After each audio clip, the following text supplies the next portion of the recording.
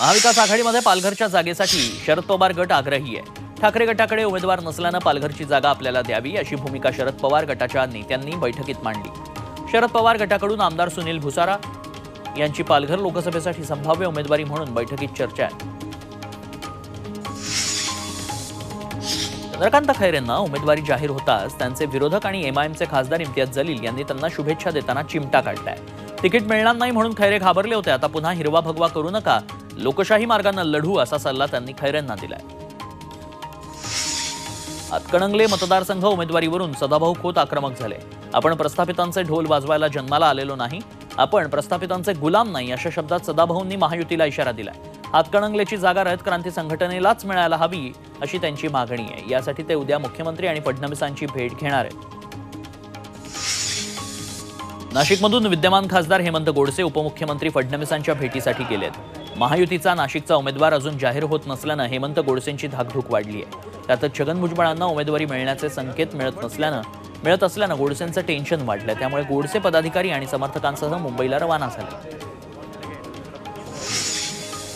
माढा मतदारसंघात धैर्यशील मोहिते पाटलांनी रणजितसिंह निंबाळकरांविरोधात बंडाचं निशाण फडकवलंय। अशातच त्यांचे काका जयसिंह मोहिते पाटलांनी मोठं विधान केलंय। धैर्यशील मोहिते पाटील शरद पवार गटाकडून निवडणूक रिंगणात उतरतील, त्यांनी शरद पवार गटाकडूनच निवडणूक लढवावी असा लोकांचा आग्रह असल्याचं जयसिंह मोहिते पाटलांनी म्हटलंय। यवतमाळ वाशिम मतदारसंघात यंदा भाकरी फिरवायचा शिंदे गटाचा विचार दिसतोय। शिवसेनेकडून मोहिनी नाईक यांच्या नावाची चाचपणी केली जाते। मोहिनी नाईक राष्ट्रवादीचे आमदार इंद्रनील नाईक यांच्या पत्नी आहेत, तर यवतमाळ वाशिम लोकसभेसाठी संजय राठोड यांच्या नावाची चर्चा होती। मात्र आपण इच्छुक नसल्याचं त्यांनी मुख्यमंत्र्यांना कळवलं।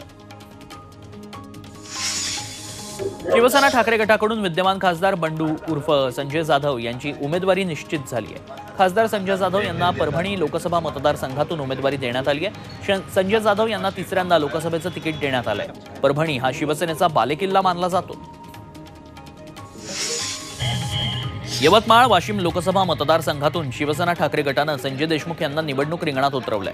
त्यांच्या विरोधात महायुती पुन्हा खासदार भावना गवळी यांना उमेदवारी देते की नवा उमेदवार रिंगणात उतरवेल याकडे लक्ष लागलंय। शिवसेना उद्धव ठाकरे गटाकडून हिंगोली मतदारसंघामधून माजी आमदार नागेश पाटील आष्टीकर यांना लोकसभेचं तिकीट देण्यात आलंय। आता महायुती कोणता उमेदवार रिंगणात उतरवणार याकडे लक्ष लागलंय।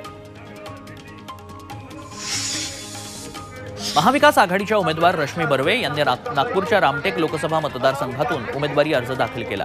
शक्ती प्रदर्शन करत जिल्हाधिकारी कार्यालयात त्यांनी अर्ज भरला। यावेळी काँग्रेसचे नेते सुनील केदार, राजेंद्र मुळक तसंच महाविकास आघाडीचे इतरही नेते उपस्थित होते।